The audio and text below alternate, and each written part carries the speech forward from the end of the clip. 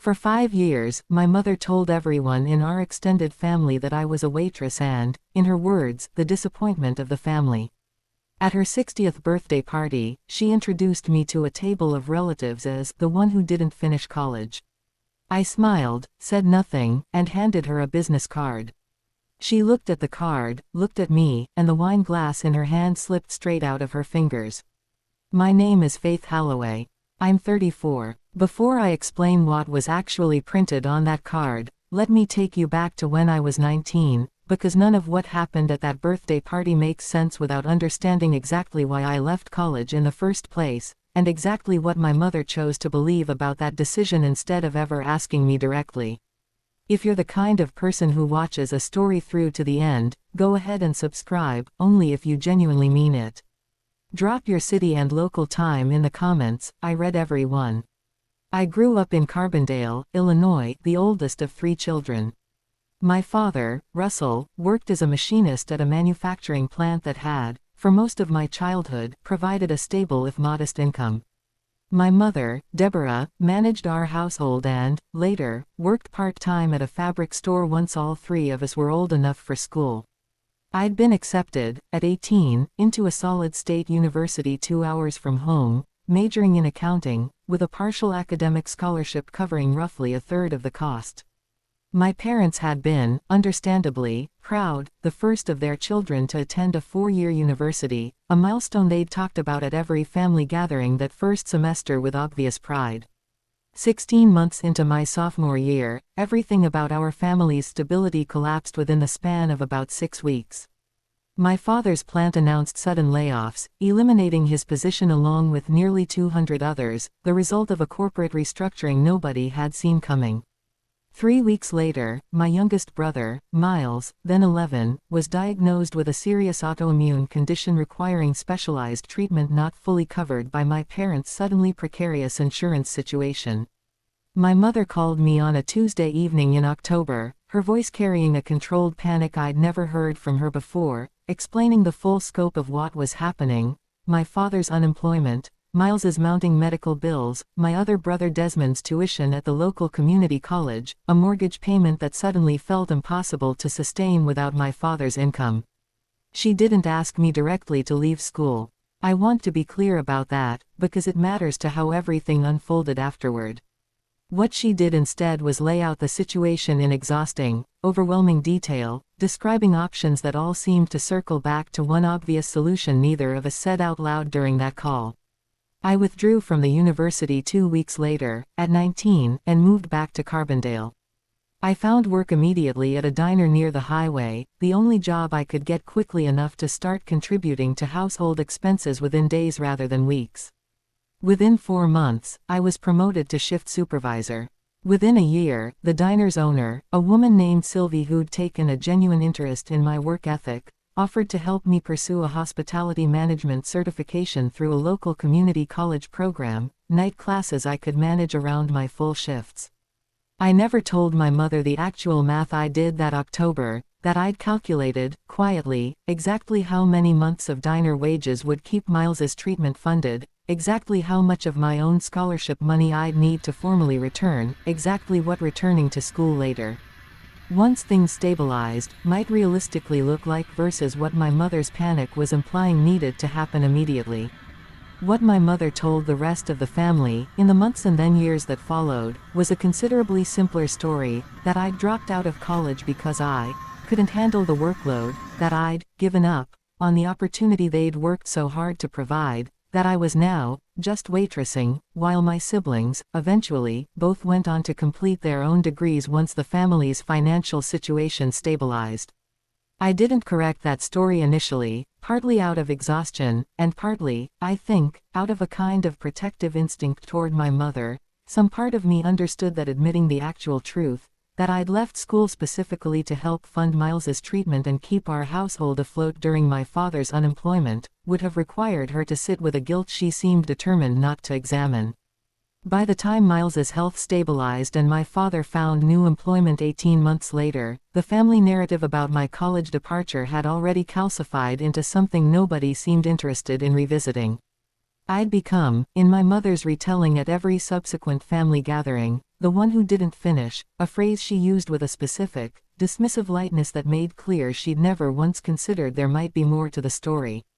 I stayed in the restaurant industry after that, initially out of practical necessity, but increasingly, over the following years, out of genuine passion I hadn't expected to discover. I completed that hospitality certification, then pursued additional coursework in restaurant finance and operations, slowly building expertise that had nothing to do with the waitress label my mother continued applying to me at every opportunity. By 26, I'd moved from Sylvie's Diner into a management position at a growing regional restaurant group. By 29, I'd been recruited into a director of operations role. By 32, following a private investment round I'd helped structure with two former colleagues, I co-founded my own hospitality consulting firm, specializing in operational turnarounds for struggling independent restaurants, a business that, within its first 18 months, had already worked with over a dozen clients across 3 states. None of this ever fully registered with my mother, despite my occasional, increasingly rare attempts to mention it during family conversations. She'd absorbed the story of 19-year-old Faith who gave up on college, so completely that no amount of subsequent professional development seemed capable of updating it in her mind.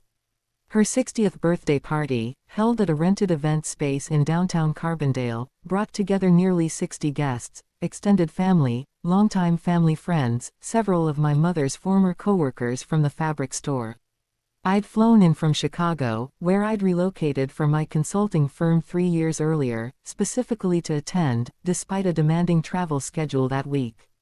I arrived to find my seating assignment placed at a table near the kitchen entrance, tucked alongside distant cousins I barely knew, while my siblings, Desmond and Miles, both now with completed degrees, Desmond in finance and Miles, remarkably, in pre-med, sat at the head table alongside my parents, positions of honor that felt, even before anything was said, like a physical manifestation of exactly how my mother had organized her understanding of her children's respective worth. I sat at that table by the kitchen door for the first hour of the party without saying much, watching servers move past me constantly, catching fragments of the head table's conversation whenever the swinging door briefly quieted the ambient noise. I told myself the seating chart was probably just an oversight, a logistics decision made by whoever had organized the tables, not a deliberate statement.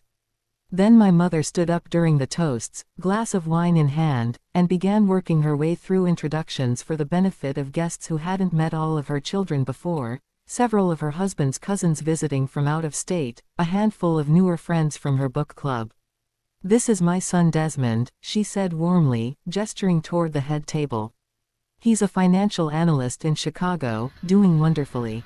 And this is Miles, currently in his 2nd year of medical school, we're so incredibly proud of him." She paused, scanning the room until her eyes landed on my table near the kitchen door. "And over there is Faith, my oldest. She's the one who didn't finish college." A few polite, uncertain laughs rippled through the nearby tables, the kind of laughter people offer when they sense something is meant to be lightly humorous but aren't entirely sure why. I felt my face go warm, the old familiar mixture of humiliation and resignation I'd absorbed at dozens of gatherings before this one. I smiled anyway, the smile I'd perfected over 15 years of these exact moments, and said nothing. What my mother didn't know, what almost nobody at that party knew, aside from my father, who'd learned it only recently through an offhand comment I'd made during a rare private conversation, was that 3 weeks earlier, my consulting firm had been featured in a regional business journal's profile on emerging entrepreneurs under 35, highlighting our recent expansion and a significant new contract with a restaurant group operating across 4 states. I'd brought a small stack of business cards with me to the party, almost as an afterthought, tucked into my clutch alongside my phone and lipstick, not with any specific plan in mind, just an old professional habit of always having them available. After my mother finished her toast and guests returned to their conversations, I waited for a natural lull, then made my way to the head table, where she was still standing, chatting with one of her book club friends. "Mom," I said, "I wanted to give you something." I handed her the business card. She looked down at it, her expression shifting slowly as she read the text printed across it: Faith Holloway, founding partner, Meridian Hospitality Consulting Group. "What is this?" She asked, though something in her voice suggested she already suspected the answer might complicate the story she'd just told a room full of guests moments earlier. That's my business card, Mom. I co-founded a consulting firm 3 years ago. We currently work with restaurant groups across 4 states. Last month, we were featured in a regional business journal's profile on entrepreneurs under 35. My mother looked at the card again, then back up at me, her book club friend beside her glancing between us with poorly concealed curiosity. I don't understand, my mother said slowly.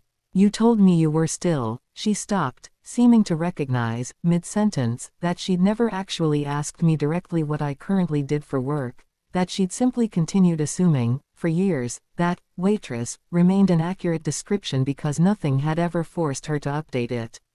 I haven't waited tables in almost 11 years, Mom. I left college at 19 because Dad lost his job and Miles's treatment needed funding that our insurance wasn't covering. I never told you that directly, because you seemed so committed to a simpler story, and I didn't want to make you feel guilty about something that had already happened. But I also never told you what actually happened in the years since, because every time I tried, you'd already decided you knew the whole story without needing an update. My mother's hand, still holding the wine glass she'd carried over from her toast, trembled slightly. The glass slipped from her fingers, shattering against the tile floor near the head table, wine splashing across the hem of her dress and several nearby guests' shoes. The room's attention, already partially drawn by our conversation, turned fully toward the sound of breaking glass. My father rushed over with napkins. Desmond and Miles both stood, uncertain what had happened. My mother stood frozen, still holding the business card, staring at me with an expression I'd genuinely never seen from her before, something between shock and the specific, uncomfortable dawning of having said something in front of 60 guests that she was only now realizing had been fundamentally, deeply wrong.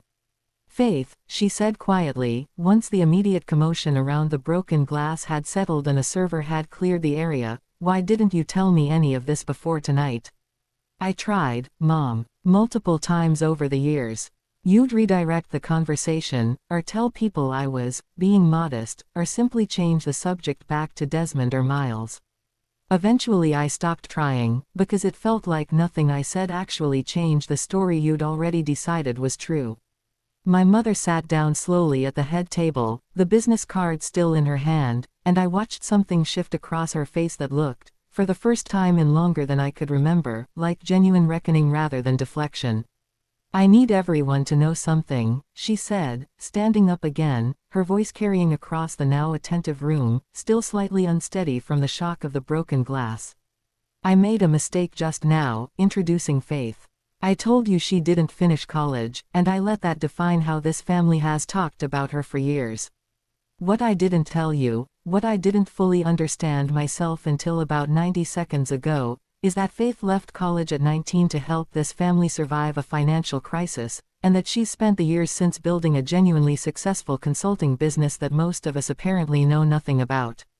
The room had gone fully quiet now, 60 guests absorbing a correction that clearly surprised nearly everyone in attendance, including, visibly, both of my brothers. The rest of the party unfolded in a kind of surreal aftermath, guests approaching me throughout the remaining hours with a curiosity that felt entirely different from anything I'd experienced at a family gathering in years.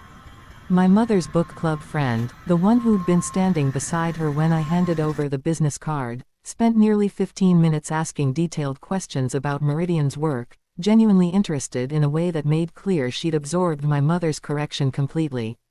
Desmond found me near the dessert table about an hour later, his expression carrying a complicated mixture of guilt and genuine surprise. Faith, I had no idea, he said. I mean, I knew you left school, obviously, but I never really understood why, and I definitely didn't know about the consulting firm. Mom always talked about it like you just gave up, I guess, and I never thought to question that. Why would you have questioned it? I said, not unkindly. You were 15 when I left. You grew up with the story Mom told, the same way everyone else at this party did. I don't blame you for believing it. I blame myself, a little, for not fighting harder to correct it sooner. What made tonight different? Why say something now, after all these years of not correcting it? I thought about that question for a moment, turning it over honestly before answering. I think I finally got tired of protecting Mom from a truth that was never actually shameful in the first place. I left college to help this family survive a crisis. That's not a failure story, Desmond. That's a sacrifice story. I just let Mom's version of events stand for years because I didn't want to make her feel guilty, and somewhere along the way, protecting her feelings became more important than correcting the record about my own life. Miles approached separately, later that evening, considerably quieter than Desmond had been, his expression carrying something closer to genuine distress. Faith, I've been thinking about this since Mom's toast. I got to finish medical school. I got to become exactly what this family always wanted one of us to become. And I think part of why I got that chance was specifically because you left school to help cover the gap in my treatment costs. I never really let myself think about that connection directly until tonight. Miles, I don't want you carrying guilt about this. I made that decision because I wanted to, because keeping this family stable mattered more to me at 19 than finishing a degree on the original timeline. You didn't take anything from me. If anything, watching you finish medical school this year has been one of the things I'm proudest of in this entire family. I still feel like I should have asked more questions over the years, he said. About what you were actually doing, about why the waitress story never quite made sense once I got old enough to actually think critically about it. My father found me alone near the parking lot as the party wound down, his expression carrying an exhaustion that seemed to extend beyond just the evening's unexpected drama. Faith, I should have corrected your mother's story years ago. I knew the truth about why you left school. I let her simplify it into something easier to explain at parties, because it felt easier than reopening the whole conversation about that period. That was a failure on my part, not just hers. I appreciate you saying that, Dad. I think, honestly, everyone in this family found it easier to just accept Mom's version rather than push back on it, myself included for a long time. I'm not trying to distribute blame at this point. I just needed, finally, for the actual story to exist in the room instead of the simplified one. My mother approached me last, as most of the remaining guests were saying their goodbyes. The earlier shock of the broken glass and public correction now settled into something quieter and more reflective. Faith, can we talk properly? Not at a party, with people listening. Just the two of us, sometime this week before you fly back to Chicago. I agreed, and we met 2 days later at a quiet coffee shop near my parents' house, away from the noise and performance of a family gathering, just the two of us working through 15 years of accumulated misunderstanding in a conversation that took nearly 3 hours to fully unfold. I need you to understand something, my mother said, early in that conversation. I think, back when you left college, I was so overwhelmed by everything happening at once, your father's job, Miles's diagnosis, the mortgage, that I couldn't fully process what you were actually sacrificing to help us. It was easier, somehow, to tell myself and everyone else that you'd simply struggled with the workload, because that story didn't require me to sit with the guilt of having a 19-year-old daughter give up her education to keep this family financially stable. I understand that instinct, I said. But Mom, that story didn't just protect you from guilt. It cost me 15 years of being introduced as a disappointment at every family gathering, while Desmond and Miles got introduced with genuine pride for paths that, frankly, existed partly because of what I gave up. I know, she said quietly. I've had 2 days to really sit with that, and I don't have a good excuse anymore. I think somewhere along the way, believing the simpler story became easier than confronting what it actually cost you, and I let that comfort matter more than actually knowing my own daughter's real life. We sat with that admission for a long moment, the coffee between us gone lukewarm, before my mother asked something I hadn't fully anticipated. Faith, I want to actually understand what you've built. Not the business card version. The real version. Would you be willing to walk me through it properly? Over the following weeks, I did something I'd never done with my mother before. I invited her into the actual substance of my career, rather than continuing to let her absorb only the surface-level corrections that had emerged at the party. I sent her the business journal profile.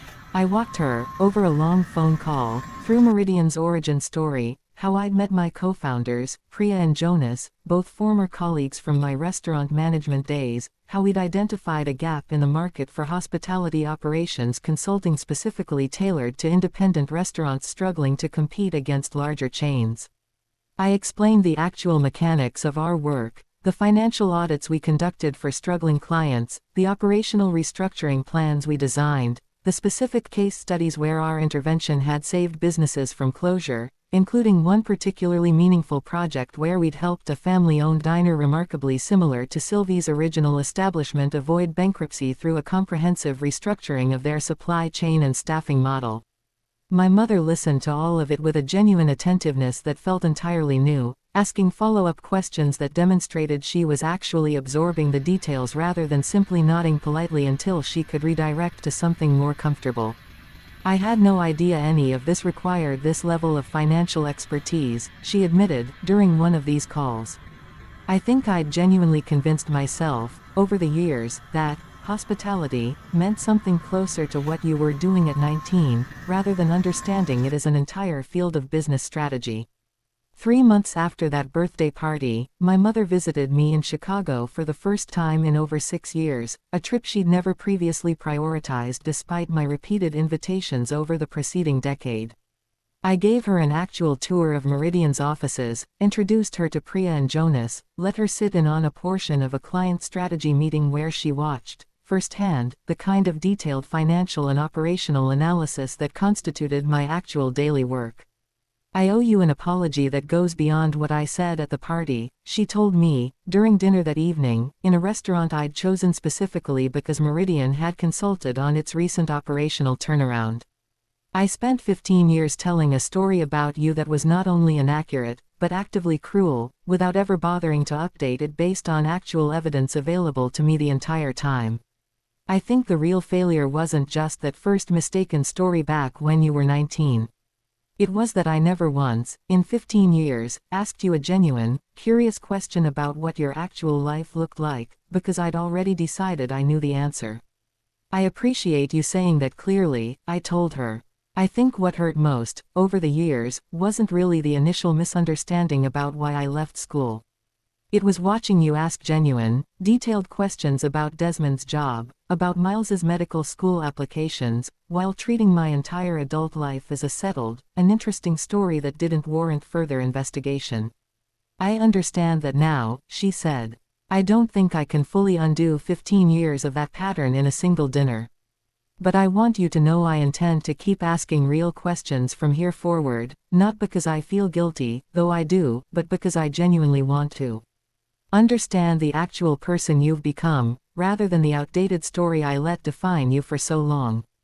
Desmond and Miles, in the months following that birthday party, both made similar efforts to rebuild a more accurate understanding of my life, Desmond asking detailed questions about Meridian's client acquisition strategy during a visit to Chicago that spring, Miles, once his medical school schedule allowed, spending an entire weekend genuinely curious about the operational side of restaurant consulting in a way that felt like real sibling interest rather than obligatory family catch-up.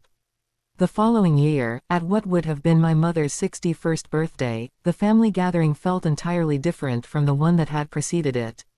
My mother's toast that year included, unprompted, an accurate and detailed description of Meridian's recent expansion into a fifth state, alongside genuine updates about Desmond's promotion and Miles's residency placement, all three of her children's accomplishments discussed with equal curiosity and pride for what felt like the first time in 15 years. I sat, that year, not near the kitchen door, but at the head table alongside my brothers, listening to my mother describe all three of our lives with an accuracy and warmth that I'd genuinely stopped believing I'd ever hear directed at my own path. 2 years have passed since that 60th birthday party where a wine glass shattered on tile and, along with it, 15 years of an inaccurate story about who I actually was. Meridian Hospitality Consulting has since expanded into a sixth state, and last year, we were approached by a much larger hospitality investment firm interested in a potential partnership that would allow us to scale our operational consulting model into a broader turnaround fund for struggling independent restaurants nationally. My mother knows all of this now in genuine, current detail, not because I've made a point of proving anything to her, but because she asks, regularly, with a curiosity that has become entirely normal between us rather than the notable exception it once was. I got married last fall, to a man named Elias I'd been with for 4 years, a fellow entrepreneur who'd witnessed, over the course of our relationship, the entire arc of my family's slow recalibration and had commented, more than once, on how meaningful it was to watch a 15-year-old wound finally begin to heal in real time. My mother gave a toast at that wedding that I still think about often, standing in front of family and friends who'd known me at every stage of the story, the 19-year-old who left college, the diner waitress, the operations manager, and finally, the consulting firm partner standing in a wedding dress that evening. I told a story about my daughter for 15 years that wasn't true, she said, her voice steady despite the vulnerability of the admission. I called her the one who didn't finish college, as though that single fact defined everything about who she was. What I've learned since is that Faith didn't fail at anything. She made an extraordinary sacrifice at 19 to help this family survive one of the hardest periods of our lives, and then she built something remarkable in the years since, entirely on her own terms, without ever once asking this family to properly acknowledge what that sacrifice actually cost her. I'm not proud of how long it took me to see that clearly. I am, without reservation, enormously proud of the daughter I finally took the time to actually know. I cried during that toast, not from the old, familiar humiliation I'd absorbed at gatherings for 15 years, but from the specific relief of finally hearing my own mother articulate, publicly, completely, exactly what I'd built and exactly what it had cost me, a relief I hadn't fully realized I was still waiting for until it finally arrived. Miles, now in his final year of residency, mentioned during a recent visit that he'd started telling his own colleagues about Meridian's work, using it, unprompted, as an example when discussing healthcare administration and operational efficiency parallels between hospitals and restaurants. I used to just say my sister was in the restaurant business, he told me. Now I actually explain what that means, because I finally understand it well enough to explain it properly myself. I think, often, about the version of that birthday party where I might have simply absorbed my mother's introduction the way I'd absorbed dozens of similar moments before it, smiling, staying quiet, letting the comfortable, familiar story stand uncorrected for another year, another decade, protecting her from a guilt she'd spent 15 years avoiding at the cost of my own accurate history. What actually happened instead, the business card, the shattered glass, the uncomfortable public correction, and the years of genuine rebuilding that followed it, required a kind of quiet courage I hadn't fully recognized in myself until I was standing in front of 60 guests, watching my mother's hand tremble around a wine glass that could no longer hold the weight of a story that had simply, finally, stopped being true.